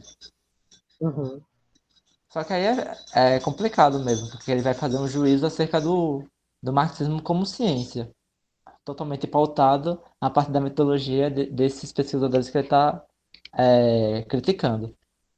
Então parece que é uma crítica generalista, mas na hora que ele fez, ele estava visualizando aquela coisa que a gente também faz. Tipo, quando a gente vê movimento social, a gente pega os indivíduos que estão dentro desse movimento social e a gente começa a julgar a doutrina a partir dos indivíduos. Sendo que a doutrina às vezes não está nem sendo incorporada pelos indivíduos do movimento social. uhum, Mas tem que ver isso aí direitinho, mesmo. Porque vai ver que é aí que entra aquela parada como posso dizer, do Bourdieu criticando a perspectiva positivista. Porque a concepção de ciência que o Popper está estabelecendo é de linha positivista. Ele está se afastando a partir do critério de o critério de comprovação das teses, ele está se afastando disso, mas não é como se ele fosse um- uma ruptura, ele é mais um corretor. Ele acredita em muitas daquelas teses que estão sendo defendidas pelos positivistas, só que ele acredita que não é possível você tentar justificar o conhecimento a partir da indução, que era o que os positivistas geralmente estavam defendendo, a partir até de uma construção técnica extremamente precisa de uma lógica indutiva, que vai gerar todos os fundamentos da estatística, que não é que vai gerar, que vai fundar, desculpa, a estatística já estava rolando antes, que vai Uhum. fundar toda a nossa estatística atual. Muita parte da estatística é fundada a partir desses trabalhos desses positivistas. Aí tem o Reichenbach, o Carnap também está nessa leva. Tem um bocado de autor mesmo. O irmão do Mises também. O irmão de quem? O Do irmão do Mises, Mises. o economista? O Mises economista tem um irmão que é matemático que está nessa leva de formalizar a teoria da probabilidade. Ele é muito citado pelo Popper. Uhum. Aí é isso. O Popper, apesar de ser muito citado, ele é de uma escola positivista. Ou seja, ele acredita que existem sentenças universais, sentenças atômicas. O que ele discorda é sobre os princípios de confirmação ou refutação de tese, que os positivistas antes dele acreditavam que poderia verificar uma por uma das proposições singulares a partir de experimentos, e a partir de uma lógica da indução, ela passaria a validade proporcional à quantidade de experimentos para uma validade proporcional à tese por completo. Então, se ela fizesse uma determinada proporção de 1.000 casos, então essa teoria ela teria uma probabilidade X de ser verdadeira, porque eles testaram 1.000 casos. E a cada vez mais que ele testasse novos casos, ela ia ficar cada vez mais com um percentual mais baixo de certeza. Ou mais baixo, desculpa, mais alto de certeza. Já o Popper vai falar que não. Você cria o universal, você postula o universal, e aí o teste da teoria científica vai ser justamente fazer experimento com o objetivo de falsear a universal. Por quê? Porque, logicamente falando, basta, dado uma universal, você mostrar um único caso que não obedece à universal para falseá-la. É lógica mesmo, tipo, por tabela verdade até. Uhum. Então a lógica da pesquisa científica deveria ser orientada para isso. Só que perceba, isso tudo funciona a partir de uma dinamismo, vou colocar nesse termos, positivista, onde você tem bem delimitado o que é teoria e delimitado que essa teoria ela descreve um estado de coisas que você pode instanciar proposições particulares que são os próprios fatos que você está verificando, que ele vai se relacionar diretamente com os fatos que você está verificando. Então, a frase, por exemplo, todo homem é mortal, ele se refere no estado de coisas na medida que, se eu pegar Alan, eu posso ver que concretamente ele é mortal. Como? Dando um tiro nele. Uhum. Ou esperando ele morrer por causas naturais. Também é uma outra possibilidade. E eu espero que escolham essa, no meu caso. Enfim. Só que aí tem toda essa imposição. Existe uma. Que é aquela coisa das primeiras frases do Wittgenstein. Existe um mundo, que é um conjunto de fatos, em que a teoria ela tenta descrever e ela consegue fazer isso se todas as instâncias dessa teoria corresponder a fatos atômicos desse estado de coisas. Isso se confundiria com isomorfismo entre modelo e realidade? Poderia até se confundir. Poderia até se confundir. O que Wittgenstein falaria é que existe uma teoria da figuração. A linguagem figura o estado de coisas. Ou seja, as estruturas que você está percebendo é, na linguagem, elas são extraídas diretamente da estrutura dos fatos. Uhum. Então, em alguma medida sim, só que eu acho que, é, tipo, o que eu quero dizer do jeito que eu compreendo é da seguinte maneira. Eu acho que é uma distinção verbal, é isso que eu estou querendo argumentar. Como funcionamento, funciona de maneira parecida, mas é uma distinção verbal. Seria mais ou menos, sei lá, a distinção entre você afirmar que existe e você dizer que, segundo a sua linguagem, você tem que se comprometer na existência daquela entidade enquanto teoria. Existe uma distinção? Existe, mas a distinção é verbal. Não sei se deu para pegar. Deu, mais ou menos. Pronto, deixa eu pegar um exemplo melhor ainda. O cético. Por que eu não acho o ceticismo uma grande coisa? Porque ele faz aqueles ataques todos ao conhecimento e a reforma dele passa a ser colocar um operador, que é o operador de isentar responsabilidade, que é o me parece que. Só que ainda Uhum. assim, quando você coloca esse operador, você tem que avaliar o julgamento das pessoas por algum parâmetro. E aí isso vira um novo tipo de teoria que, no final das contas, vai ter a mesma aplicabilidade do que se a gente falasse que a pessoa está falando a verdade ou mentira. Ou seja, Uhum. a distinção que você introduziu é uma distinção verbal. Uhum. Sim, sim. Mas, para deixar claro, não é porque é uma distinção verbal que eu estou falando que é relevante. Só estou dizendo que, no sentido pragmático, exerce a mesma função. É isso que eu quero dizer, quando eu falo que a distinção é verbal. Uhum.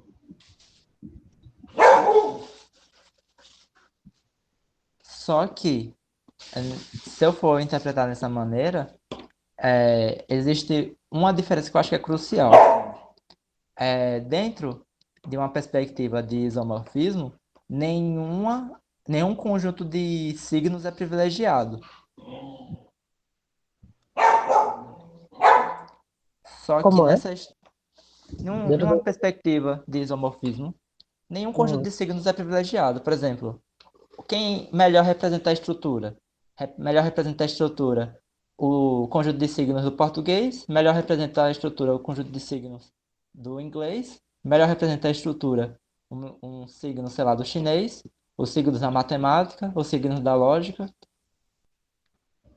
Quando você está tratando de isomorfismo, quando você prova que todos eles são isomórficos entre si, não tem muito uma prioridade de um conjunto de signos a outro. Uhum.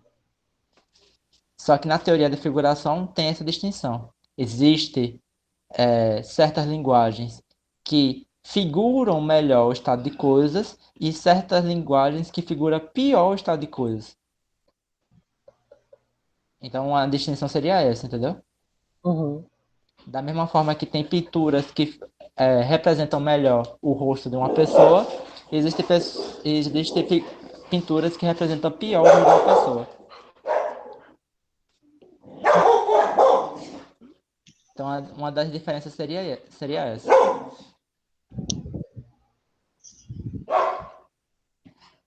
Não sei se ficou claro, obscuro. Sim, eu entendi. Mas é claro, existe critério de você selecionar um conjunto de signos a outros. A questão é que quem defende isomorfismo vai usar como argumento um argumento pragmático e não um argumento ocidental, dizendo que em determinada linguagem representa melhor a realidade, entendeu? O que Uhum. ele vai falar é que uma determinada linguagem para uma determinada aplicação, ela é mais útil, mais simples do que uma outra linguagem para a mesma situação. Por exemplo, eu vejo defender isso relativamente um Carnap da vida, por exemplo. Ele é até conhecido como princípio da tolerância por conta disso. Que ele fala que qualquer um pode criar seu sistema de lógica ao seu bel prazer. A lógica não impõe nenhum tipo de restrição para você criar seu sistema de lógica. Todas as lógicas são válidas, como sistemas de caracteres. E aí o critério que você vai escolher para adotar em um sistema ou em outro vai ser critério pragmático. Simplicidade, etc, etc, etc.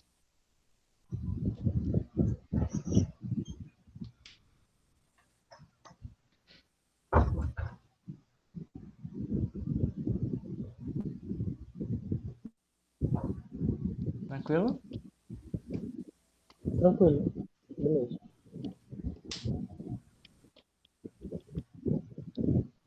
Ok, vamos lá.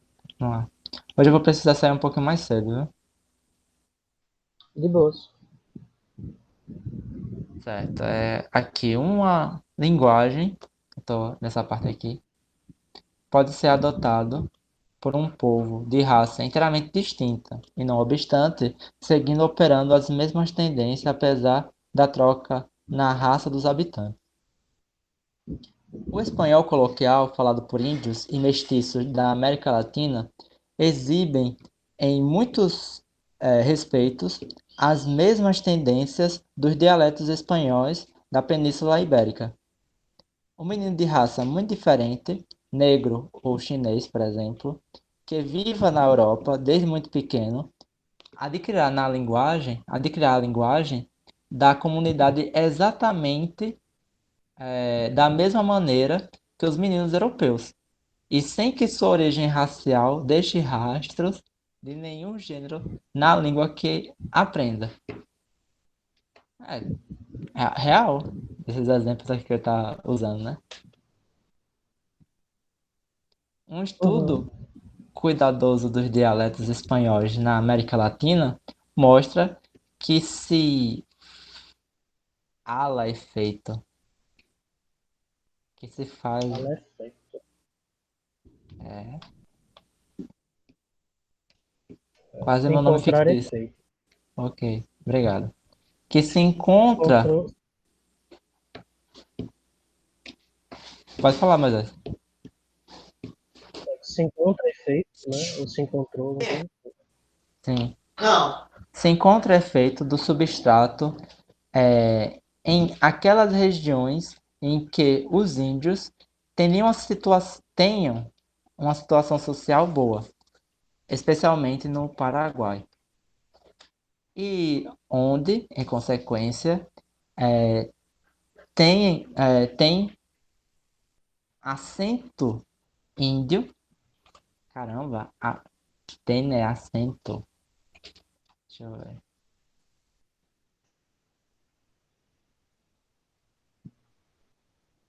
Tem sotaque.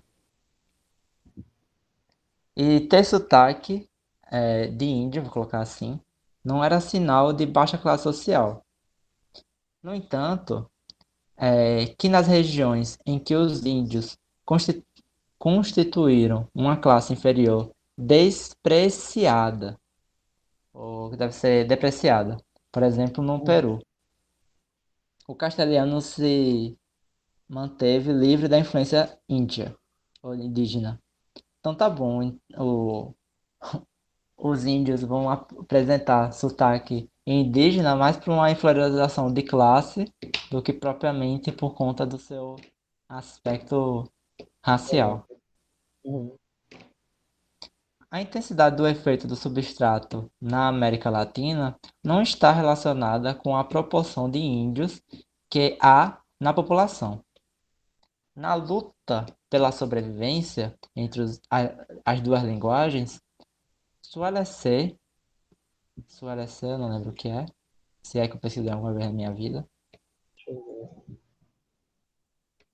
costuma Costuma ser, perfeito, costuma ser o prestígio social e cultural que decide o resultado, não as magnitudes dos grupos de falantes. A teoria da influência biológica sobre as trocas fonéticas deve considerar-se, ao menos por agora, como não provada, ainda que não seja mais que por falta de testemunhos de peso. Tá bom. O efeito do substrato há de se deter por um fenômeno socialmente condicionado.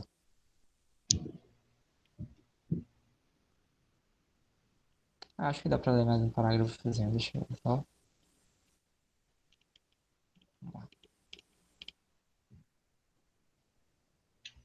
Junto com a teoria biológica, devemos também deixar de lado, vou colocar assim, como extremamente improvável, a teoria levantada por alguns autores, segundo os quais um efeito de substrato poderá, quizá, persistir inalterado durante muitas gerações. Quizá, Pisar, acho que é uma coisa tipo, quiçá, né? talvez, talvez persistir inalterado durante muitas gerações. E até sobreviver a uma nova troca de linguagem da população. Segundo esse ponto de vista, por exemplo, as tendências fonéticas do francês moderno se remontaria em linha reta à população pré-céltica da França, segundo Pierre Fauché, mesmo cara que defendia as coisas anteriores. Estas reservas se aplicam a si mesmo. E vai ser alguma coisa, mas Não, essas reservas se aplicam um delay, né? a, tem um pouco, sim. Acho que um delay de 2 segundos. Estas reservas se aplicam a si mesmo à influência de superestratos e adstratos. Sim. Não, se, como sustentou Sandfeld, os rastros comuns das línguas balcânicas se devem à influência do grego. Esta influência tem que dever-se ao prestígio da cultura grega e à inglesa, a Igreja Ortodoxa grega. Então, vamos dizer, uma certa persistência de traços linguísticos se deve mais a prestígio cultural do que qualquer prestígio. Não, qualquer prestígio, desculpa. Por qualquer traço racial. Acho que é esse o ponto que está tratando. Sim.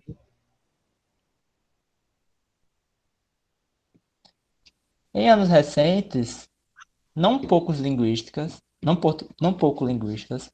a tentar descobrir registros da linguagem substratos pré-indo-europeus na Europa Meridional e La Cuenca do Mediterrâneo. Cuenca.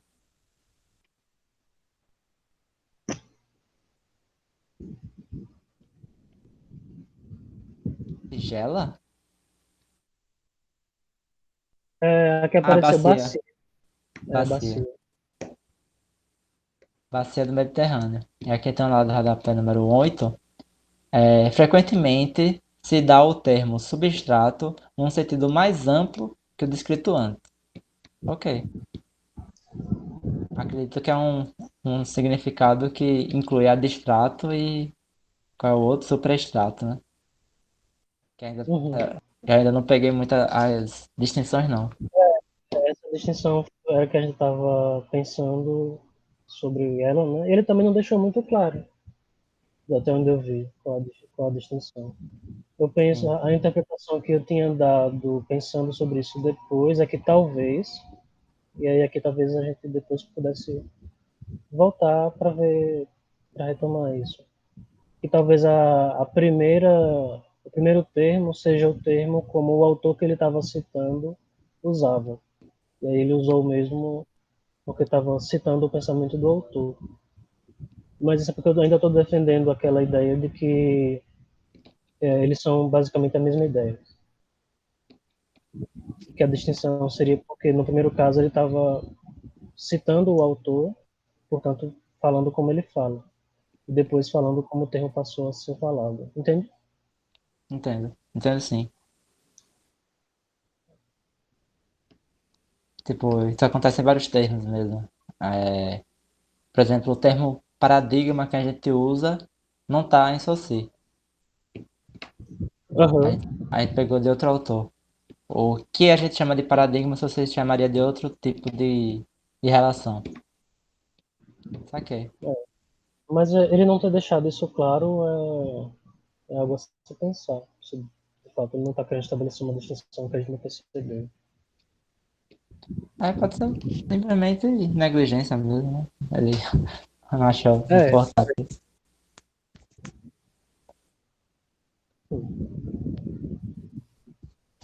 Vamos lá. O básico é uma das linguagens que se supõe relacionado com estas línguas hipotéticas e se há chegado a buscar parecidos entre este idioma ilhado, esse idioma ilhado, desculpa, e os estranhos, deixa eu ver o que é estranho, estranho. acho que é estranho mesmo, né? Tá bom, é estranho, tá bom. Nada. E os estranhos, e as linguagens estranhas do Cáucaso. Tá bom, entendi então. Também se há proposto a teoria de que antes da imigração dos povos indo-europeus, houve um tipo linguístico uniforme que cabia, que cobria, melhor dizendo, várias regiões da zona mediterrânea ocidental. Isso aí, segundo Ramon Menendez Pindal e outros. A investigação ha demonstrado com grande clareza que as diversas linguagens mediterrâneas e alpinas há um número considerável de palavras de origem no indo-europeu, que com toda probabilidade derivam do hipotético linguagem ou linguagens pré-indo-europeu. Vê-se, por exemplo, Johann Hupschmidt para a região alpina. Poucas vezes se há intentado ir mais além da mera enumeração de semelhantes rastros dos substratos em nomes próprios e vocabulário. Sabemos demais, ou sabemos pouco demais, sobre o particular para especular acerca de seus efeitos sobre a estrutura das linguagens que agora se falam em tais regiões.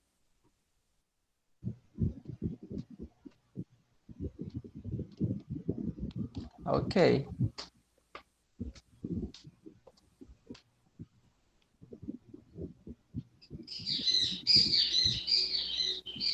Eu acho Vai que, precisar, desculpa, mas você falou o quê? você vai precisar sair que horas? Acho que eu vou precisar sair agora. Por quê? Beleza. Não, só perguntando. Sim, tranquilo. Amanhã a gente lê o Bourdieu. Uhum. Tá Belezinha, desculpa. vendo quanto ainda falta pra gente terminar? Tava vendo quantidade de parágrafos para terminar esse pensamento.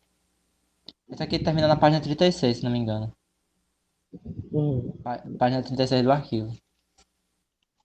O, por incrível que pareça, o artigo do Bourdieu tá indo mais rápido que isso aqui. Não sei por quê. Não sei. Será que é porque a gente fica conversando muito? Pode ser, sei lá, vai saber. O artigo do Bourdieu já tá na metade. Fiquei vendo isso um dia desse. Uhum. Belezinha. Mas não tem problema não. Pelo menos eu teria muitas dúvidas hoje. Você estava conversando com quem sobre a proibição de sexta? Eu tava falando com Diego, Mariana, a galera que faz parte já do grupo, do círculo de São Uhum. Cristóvão. Legal. É que eu estudo com eles outras coisas, aí também acontecem essas interações. Belezinha, então. Beleza. É, qualquer coisa já sabe, né? É, mandar aquela anotação pra gente ficar conversando. Eu vou terminar de ler, tô nas últimas páginas do seu artigo de, que eu esqueci o nome do cara. E eu vou também fazendo as anotações. Pra mim aquele texto tá muito cabuloso mesmo. Sim. Eu vou começar a me organizar para fazer esse sistema de anotações a partir de segunda, porque esse final de semana realmente não vai dar muito. Ah, tranquilo. Faça em Mas conformidade segunda. com a sua disponibilidade mesmo. Coloque nenhum Uhum, tipo de prazo, não. beleza. Tranquilo, obrigado pela reunião e até amanhã. Até amanhã. Eu também.